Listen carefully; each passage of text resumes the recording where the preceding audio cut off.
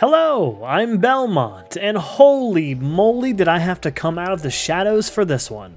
For those of you who don't know, Behavior, the creators of Dead by Daylight, just took their game out back and uploaded to the great Steam store in the sky. Now why am I making a video about this in 2025 when I focus more on horror and lost media stuff nowadays? Well, little known fact about this channel, its very first video was a Dead by Daylight game state analysis all the way back in 2020. That's right before the pandemic, baby. So imagine my surprise when the take that I took in that video still mostly holds up today. The same can't be said about the other videos I made around that time. In fact, the less said about those, probably the better. However, I felt nostalgic, and considering the current state of Dead by Daylight, I figured we could take a dumpster fire dive right into it. Now, walk with me for a little bit of backstory. The take that I took was back in 2020 and I had about 100 hours in the game, and I was very new. I did mention that my take was more of a casual player's take, and I thought this would be my big breakout video. I will admit that I currently do not make content for Dead by Daylight, but I have never stopped playing.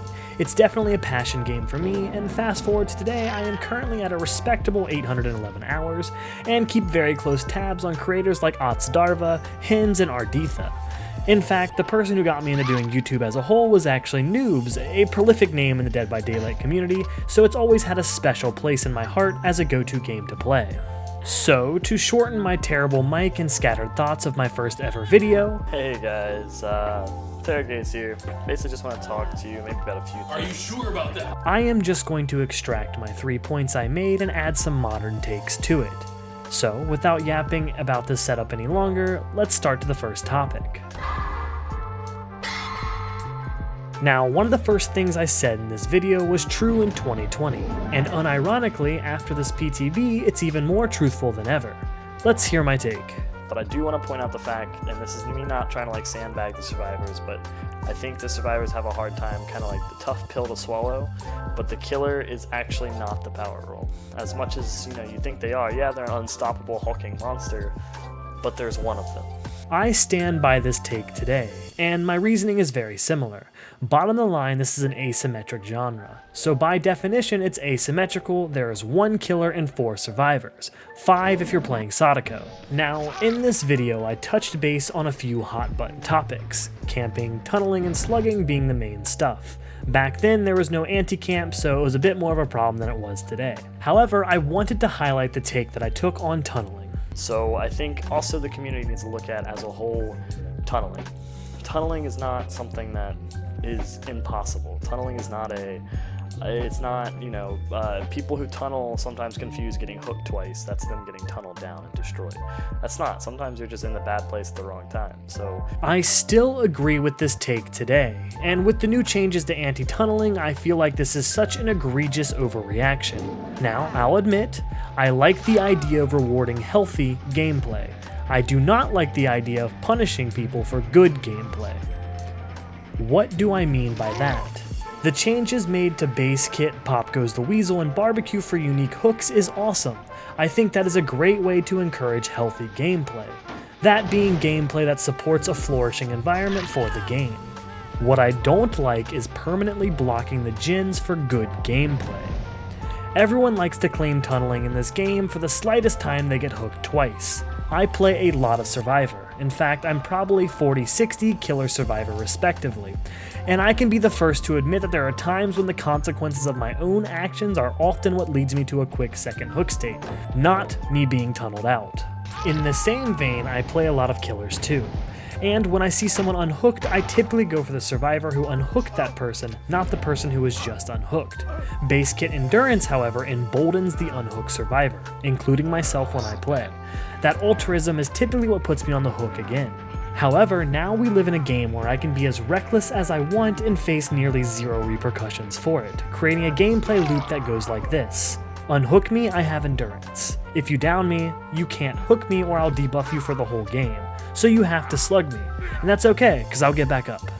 So moral of the story of the killers is a take I took back in 2020, not being the power role, to me still holds up to this day. I honestly think I summed up the survivors quite well in this small clip. I'm gonna move on to the survivors. First and foremost, like I said before, this is the power role. The survivors are easily the power role, and let me tell you why. Teamwork, just period. The fact of the matter, especially when you're talking together, like on Discord or something like that, or any type of party, teamwork is so strong. Fact of the matter is, there is one killer, there are 4 of you guys. The 4 people can easily do what they want to do against the 2 that they can do pack mentality. They can bound up on the killer. They can do flashlight saves. They can block hooks. They can do stuff that just makes the game state slow and unfun, and you can have that opportunity. Mind you, yes, I know a lot of the arguments or counter arguments are, well, it's the only thing that we can do. Sure, but it's also, there's a fine line between doing it because it's the only thing you do and just trying to make the killer have a bad time. I hit a few notes here, but basically the sentiment is the same. I said there's a fine line between doing what you have to do for survival and making the game miserable for the killer. However, that take is actually outdated because sadly that fine line has ceased to exist at all in modern Dead by Daylight. Back then, you could get yourself up off the ground with 2 perks, Unbreakable and No Mither.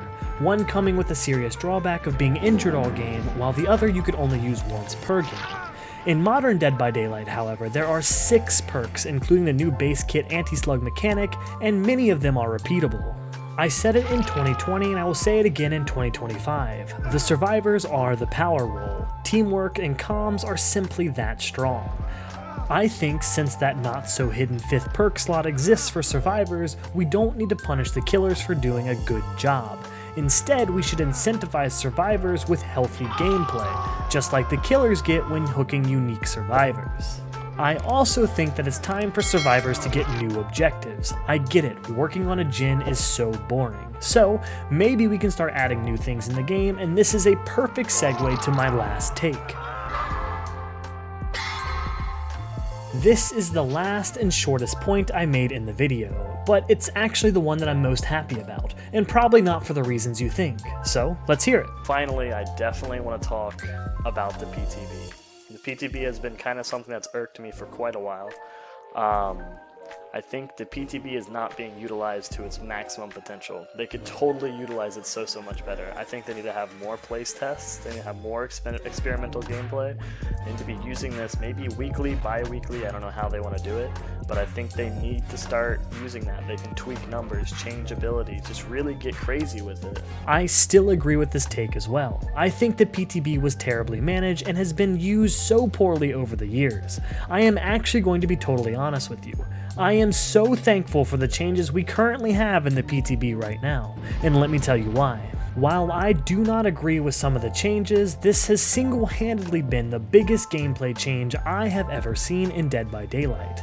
Sadly, it took Jim Beam and a botched livestream to convince Behavior to do it. I am happy we're using the no-stakes playground we have in the form of the PTB to actually test meaningful changes in the game. Despite how I feel about the patch notes, and let me tell you, I have many opinions, I can at least see and feel a gameplay change for Dead by Daylight, and I am excited to see what comes next for better or for worse, since the gameplay has been largely the same for 5 years now, and my previous video highlights that. Now I know Behavior has a reputation, but luckily I brought hope, and I think if we play our cards right, we can get out of this in-game collapse.